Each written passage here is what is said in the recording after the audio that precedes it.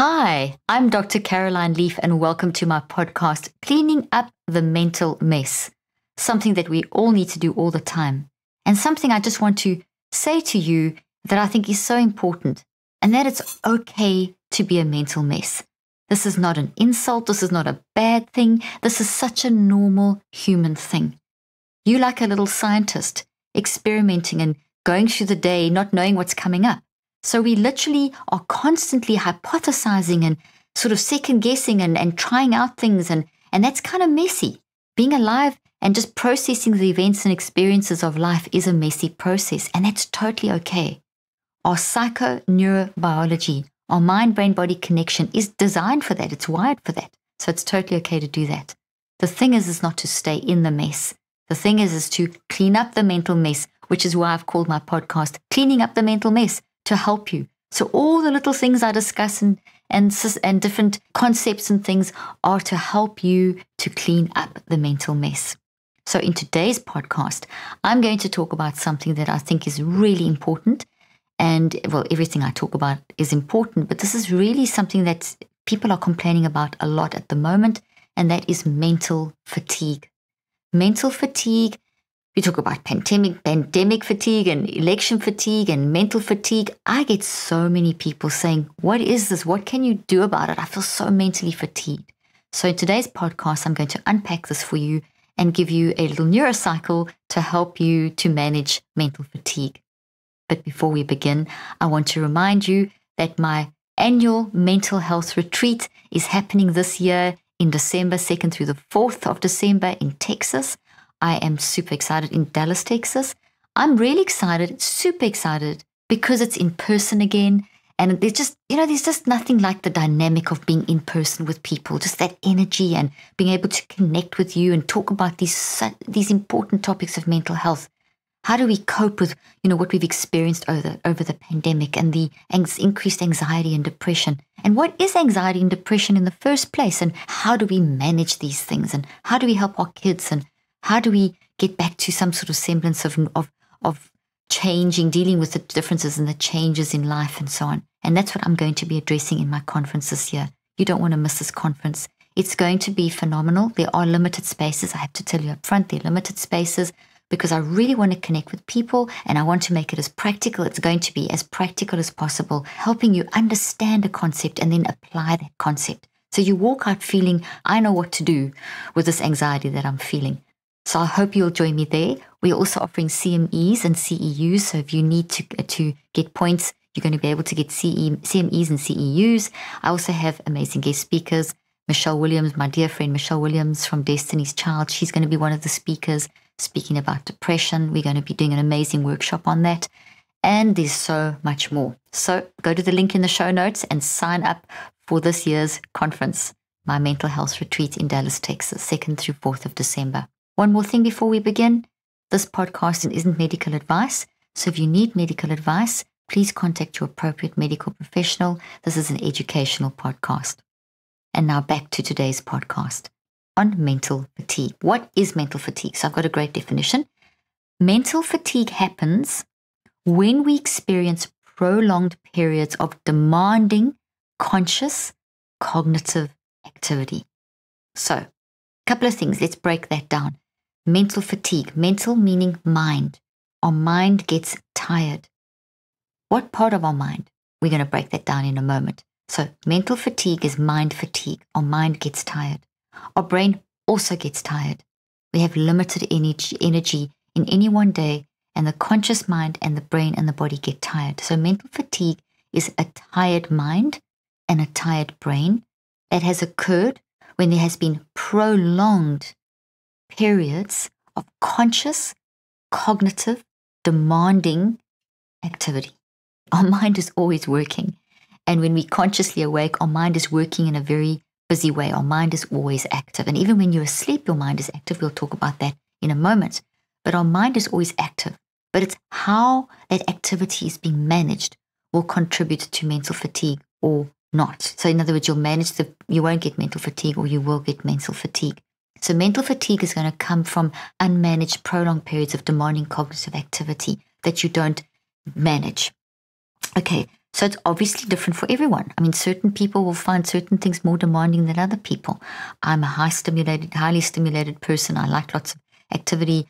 I get really hyped up. I can go for long periods of time, and then I just need to withdraw and be away from people in order to literally force myself to calm down. Otherwise, I find I keep going, and then the next day it hits me and I'm absolutely mentally fatigued. So I've had to read this in my own body and manage this in order to keep myself under control, because if mental fatigue, if it's unmanaged, can lead to feeling things like depression and anxiety and just not feeling right, and you can get very, very low. So it's really important to manage mental fatigue. So it's obviously different for everyone and what's happening in the environment. Remember, you are a product of your environment as well. So it's not about you, it's about you in the world.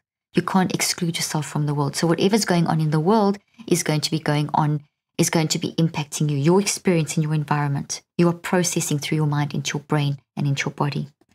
So and also mental fatigue is more than just having an off day. We all have off days.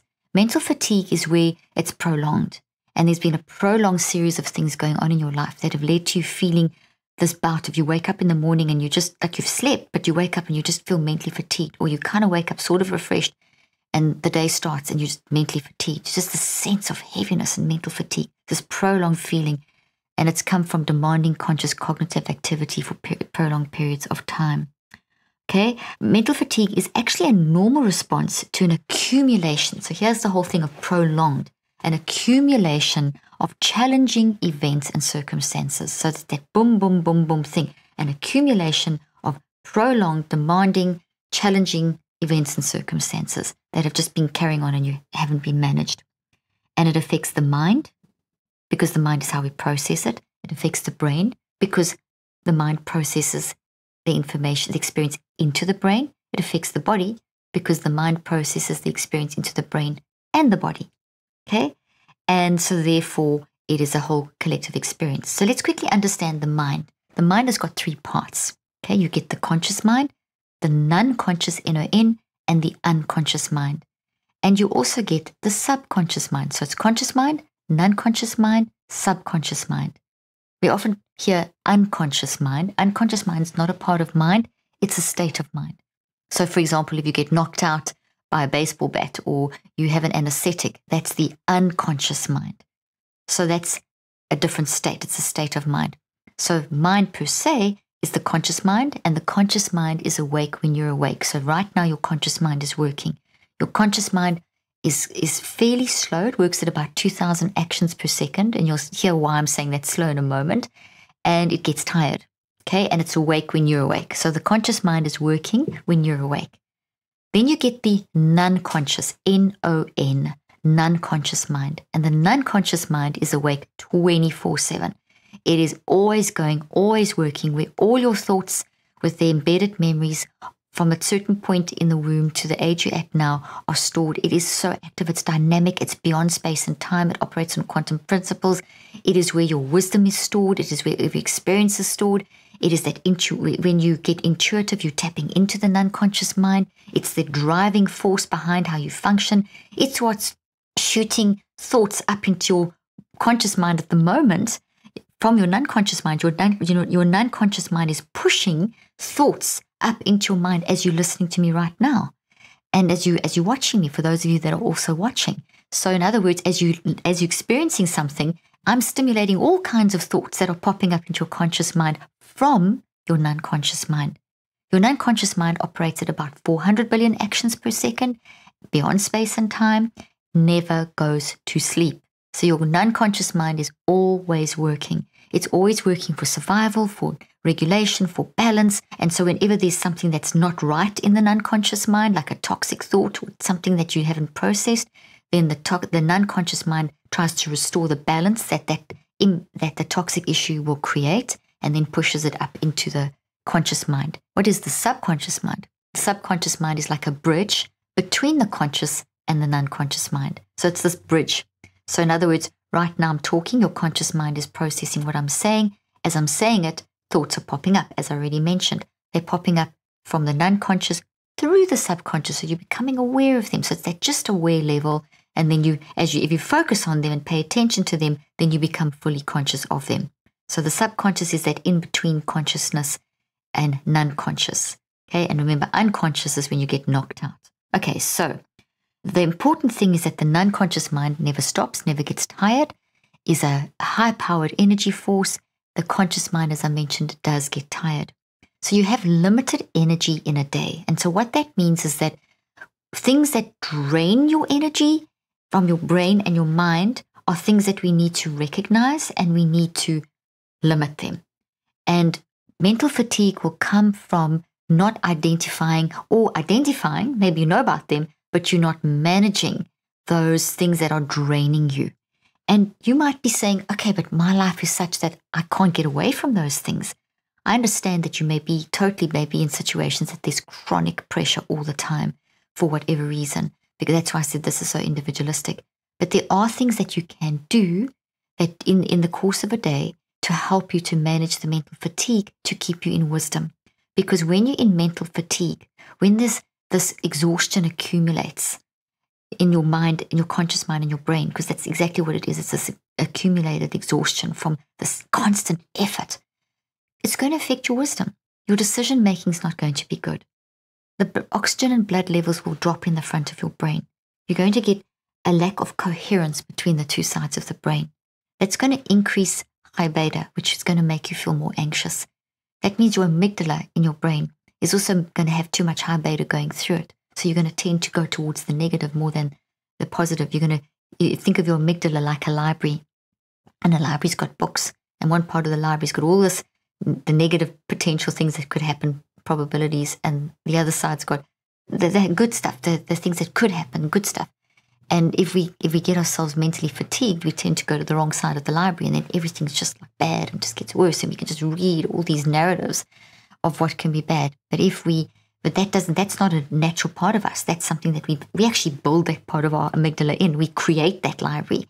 Whereas the healthy part of the library is the natural state of the amygdala, where there's always the other side, where it's always, okay, this has happened, but how can we manage this? How can we change this? What's the other view? How can we look at this differently? So it provides that reconceptualized version. And the amygdala doesn't work alone. The amygdala works with the frontal lobe and with the corpus callosum, and everything works together. Nothing works in isolation, but different parts of the brain are specialized. So when we're mentally fatigued, we particularly tend to gravitate towards that negative side of the amygdala, that negative part of the library. And then that makes you even more exhausted because you just can't see anything but like negative. You're just seeing all these negative narratives. Okay, and this is exhausting. So, I mean, just think about also being around toxic people. If you don't protect yourself from being around toxic people, maybe you can't get away from them because they're your boss, or they're your family members, or they're people that are in your environment and it's physically impossible to get away from them, maybe for a period of time. So you've got to know how to protect yourself. Otherwise, mental fatigue will sit in, because the conscious effort that goes in, the prolonged conscious effort that goes into just holding yourself together and resisting the remarks and the barbs and the tension and the atmosphere and all that kind of stuff is very draining. So like if you have multiple apps open on your cell phone or your computer, the energy drains out of the battery very quickly. So if you close all the apps and you make some decisions like that and you reduce the light or whatever, you actually then can make a plan to save a bit more power. And that's how we've got to think of it. When you talk to someone who's emotionally very toxic in your life, and as you interact with them, that is draining your energy. And the conscious effort of your conscious mind is getting drained because there's limit to your conscious energy, not your non-conscious. Your non-conscious is busy saying, hey, put up a boundary. Hey, move away from this. Hey, do some sort of a technique. Imagine putting a suit of armor around you and letting that information bounce off you. And a lot of the stuff that I'm talking about, let me just pop this over here, is in my book, Cleaning Up Your Mental Mess, where I give you techniques like the armor and understanding the mind and all these things I'm talking about now in my latest book, Cleaning Up Your Mental Mess, which you can pick up wherever books are sold. If you haven't yet got a copy, get a copy. Okay, and then, so mental effort and mental fatigue are super closely related, okay?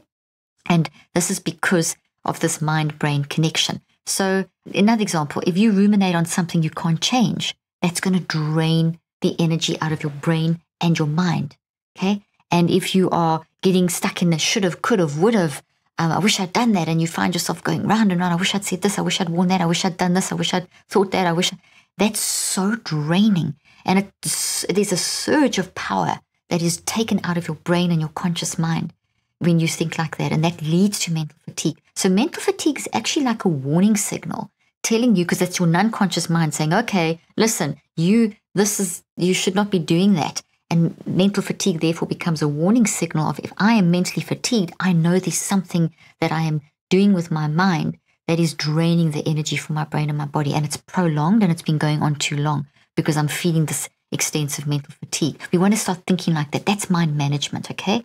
So mental effort and mental fatigue are closely related. So for example, if you are talking to that toxic person or you're ruminating on would have, could have, should have, that requires tremendous amount of mental effort. That then leads to mental fatigue. They're very closely related. It's exhausting being around a toxic person. I'm sure you've had that. It's exhausting when you beat yourself up ruminating about something. It's so exhausting afterwards. So there's a close relationship there. Okay, and especially if you look at the whole neural response, which I'm going to explain to you. So each time we pay attention, I'm just going to read this to you because I wrote this out so well.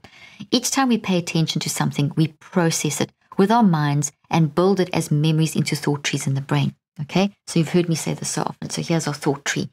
Every time that you think about something, you're building these trees, okay?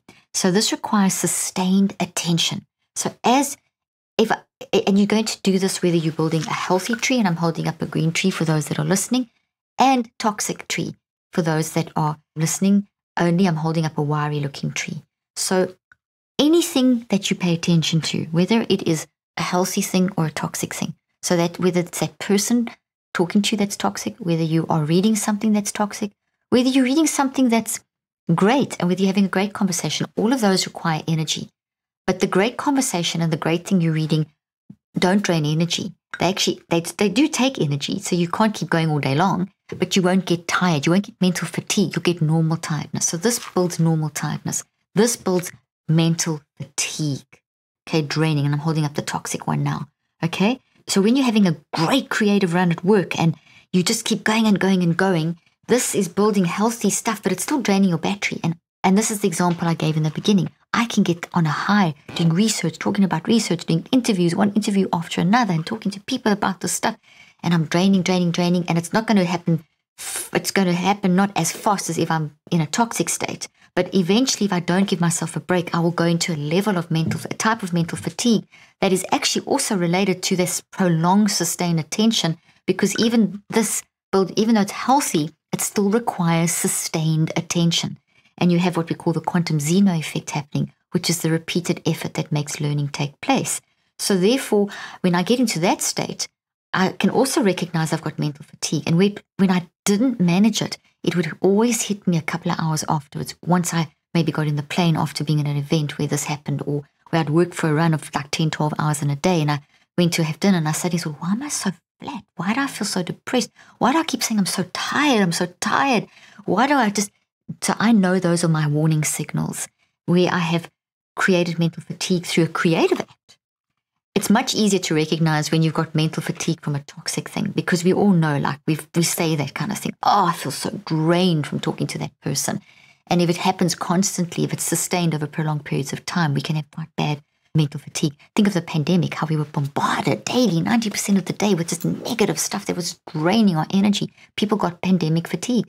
Over the election time, it's just like, the fatigue that happened over this last election. I mean, any kind of major, the racism that's going on, the fatigue from that. Okay, so big things in our environment, and then things in our own lives personally can drain us. So what do we do to manage this? We need to be able to manage the situation. So what I've done is created a little simple, I'm going to give you an example of the Neurocycle that I use, just getting it up here, that I use to help myself when I recognize I'm either in mental fatigue, remember that's a state of exhaustion from prolonged, demanding conscious activity, whether it's a healthy version or whether it's a toxic version. Toxic version drains you way quicker and is much easier to identify.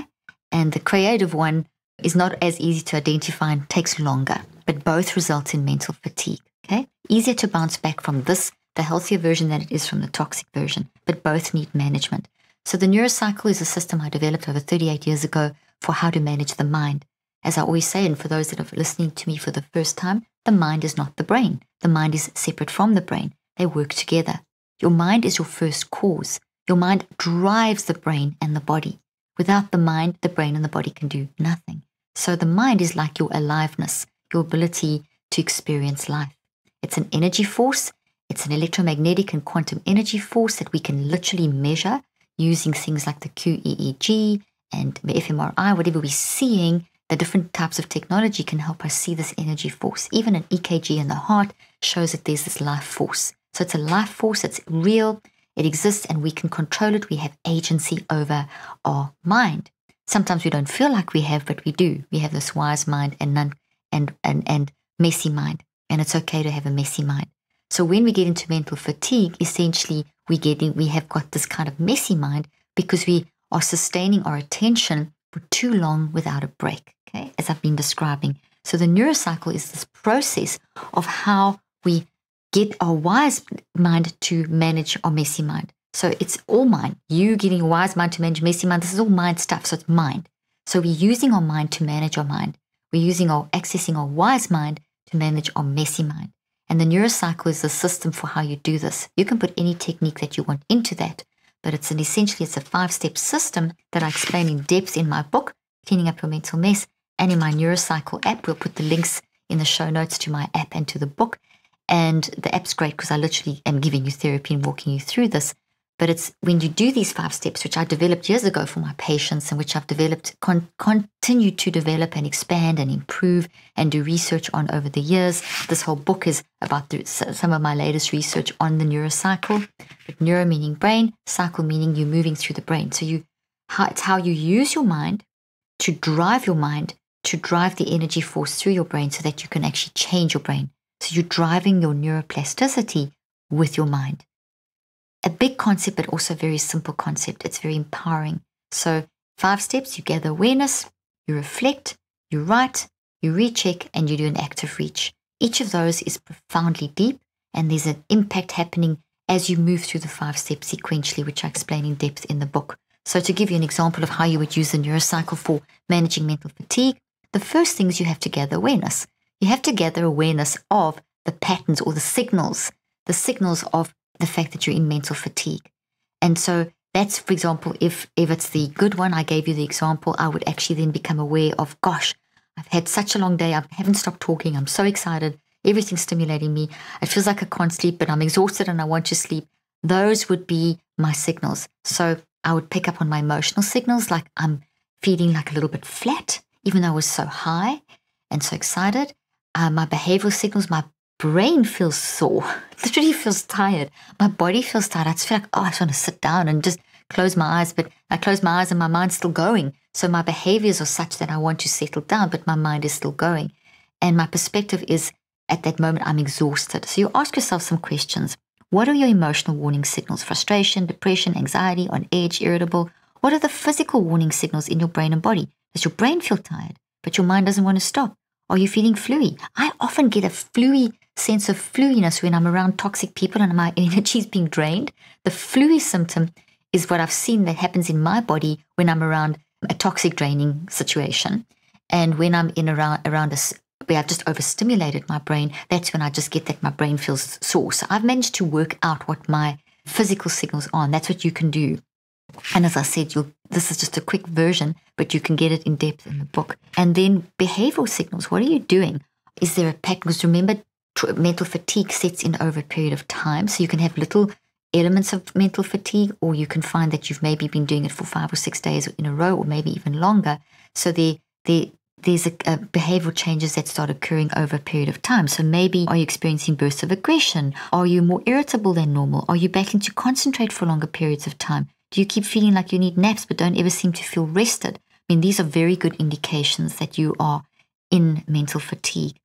And then your perspective, your mind, your mindset, your perspective.